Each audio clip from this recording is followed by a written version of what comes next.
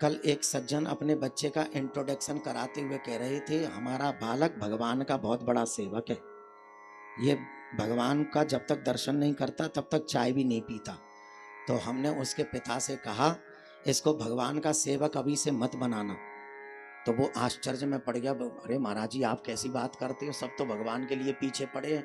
हमने कहा, तुम्हें अगर बच्चे की अंदर ज्ञान देना हो तो बच्चे को तुम दादा दादी की सेवा से जोड़ देना, तुम माता पिता की सेवा से जोड़ देना, तो उसको भगवान अपने आप ही मिल जाएंगे। भगवान की सेवा तो बहुत करी उसने, लेकिन दादी के प्रति स्नेह नहीं जुड़ पाया। दादी इधर उधर ठोकर खाती फिर रही है और बेटा बहू हवाई जहाज में घूम रहे हैं।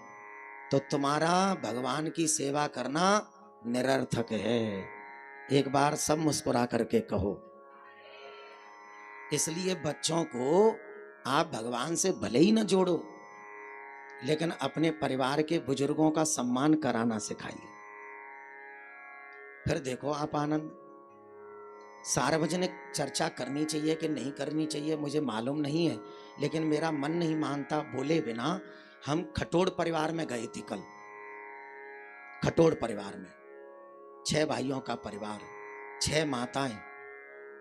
ये मुझे पूछने पर विवश हो गया, मुझे पूछना पड़ गया, आप लोगों में से देवरानी जेठानी कौन सी है, क्योंकि सभी लोग सगी बहनें लग रही थी। हाँ, हमको पूछना पड़ गया कि आप लोगों में देवरानी जेठानी कौन है। तब उन्होंने परिचय दिया।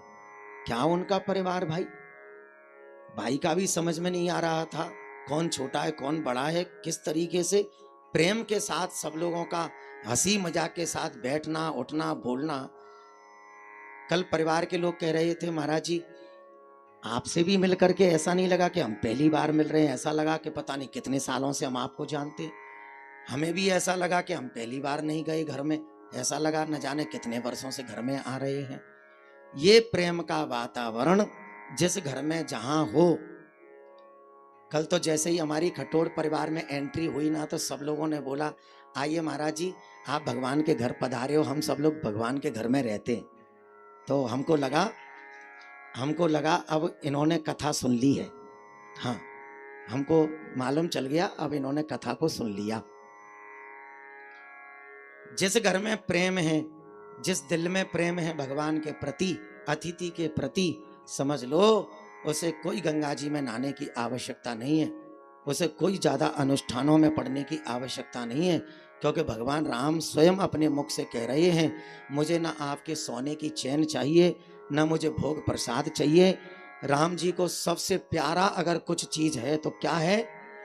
राम ही केवल प्रेम प्यारा, राम ही केवल प्रेम प्यारा, राम ही केवल प्रेम प्यारा, राम ही केवल प्रेम प्यारा। जान ले हो जे जान निहारा, जान ले हो जे जान निहारा, जान ले हो जे जान निहारा, जान ले हो जे जान निहारा। तो ये हमारी एक छोटी सी प्रस्तावना थी, भूमिका थी, जो आप लोगों ने कथा से पहले समझने का प्रयास किया। आज भगवान श्री कृष्ण ने देखा पूरा ब्रज कंस के आतंक से आतंकित है, तो देवताओं को सुख देने के लिए, गौ और धर्म की रक्षा के लिए भगवान नारायण ही कृष्ण रूप में मामा कंस के जेल खाने में प्रकट हो गए। जब देवकी के सामने प्रभु का आगमन हुआ तो बालक कैसा है, एक श्लोक में सुखदेव गुरुदेव ने दर्शन कराया। कैसे हैं कृष्ण?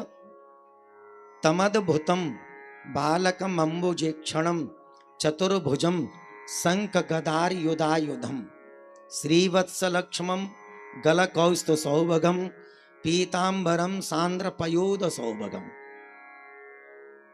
बच्चा पैदा हुआ इनके घर में तो अद्भुत बालक पैदा हुआ। तो किसी ने पूछा अद्भुत कैसा होता है? बालक तो बालक ही होता है, लेकिन अद्भुत कैसा है? जब ये बच्चा पैदा हुआ तो चतुर्भुजम, सबके घर में जब बच्चा पैदा होता है तो 2 हाथ वाला बच्चा आता है, मात्र उसके 2 ही हाथ होते हैं। लेकिन ये बालक आया चतुर्भुजम, 4 हाथ लेकर के आया, इसलिए अद्भुत है ये बालक। जब बच्चा घर में पैदा होता है तो उसके हाथ में कुछ भी नहीं होता, निहत्था होता है। लेकिन ये बालक जब आया तो उसके हाथ खाली नहीं थे। शंख गदार युधा युधम, शंख चक्र गदा और पद्म चारों हाथों में लेकर के पधारे। बच्चा जब घर में पैदा होता है तो उसके अंग पर एक भी कपड़ा नहीं होता, लेकिन ये बालक जब पैदा हुआ तो पीतांबरम सांद्र पयोद सौभगम, पीतांबर को धारण करके पधारे। माता देवकी ने कहा, ऊपर से नीचे देखा, नीचे से ऊपर देखा। मैया ने कहा मैंने तो आपको कहा था कि बेटा जी बन के आना, और आप तो पूरे पापा जी बन के पधारे हो। ऐसे कोई बेटा होता है क्या? बोले बेटा कैसा होता है? बोले छोटा सा होता है, छोटे हो जाओ तो वो छोटे बन गए। मैया, तो देवकी मैया ने कहा बेटा जब पैदा होता है तो उसके 4 हाथ नहीं होते, मात्र 2 ही हाथ होते हैं। अलग से जो 2 हाथ लगा रखे इनको हटाओ। तो दोनों हाथ उन्होंने हटा दिए। वो देवकी के हितकारी हैं। जैसा देवकी मैया कह रही हैं वैसा प्रभु कृष्ण कर रहे हैं। वसुदेव जी महाराज से कहा बाबा आप मुझे लेकर के गोकुल में पहुंचा करके आओ, और गोकुल में जा करके मैं माखन मिश्री का भोग लगा करके जब हृष्ट पुष्ट बलिष्ठ हो जाऊंगा तो बड़ा हो करके मामा कंस का वध करूंगा। तो वसुदेव जी ने कहा मैं ले जा तो सकता था, लेकिन कैसे ले जाऊं? मेरे हाथों में तो हथकड़ी बंधी है, पैरों में बेड़ियां बंधी हैं, मैं तुम्हें कैसे ले जा पाऊंगा? तो कृष्ण ने कहा मेरा स्पर्श करो। तो वसुदेव जी महाराज ने जैसे ही कृष्ण की ओर हाथ बढ़ाए तो उसकी चट्ट चट्ट करके हथकड़ियां और बेड़ियां खुल गईं। वसुदेव कौन है? कृष्ण कौन है? हाथों की हथकड़ी और बेड़ियां क्या है, इसको भी समझते चले।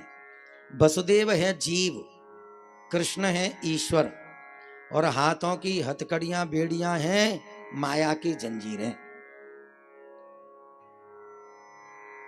ऐसा कौन सा प्राणी है जो माया की जंजीरों में ना जकड़ा हो? लेकिन माया की जंजीरों में चाहे कितना ही बंध गया हो, जैसे ही ईश्वर को पकड़ने के लिए, ईश्वर को पाने के लिए जब जब वो अपना हाथ आगे बढ़ाता है तो उसकी माया की जंजीरें चट चट करके खुलती चली जाती हैं। अस माया बस भयऊ गुसाई, बंधो कीर मरकट की नाई। इस दुनिया में कौन सा ऐसा प्राणी है जो माया की जंजीरों में ना जकड़ा हो? जैसे हमने परसों की कथा में कहा था ना कि अगर कोई आपको कहता पाया जाए कि हम तो बैरागी हैं, हमको माया से कोई लेना देना नहीं है, तो समझ जाना 1 नंबर का झूठा है।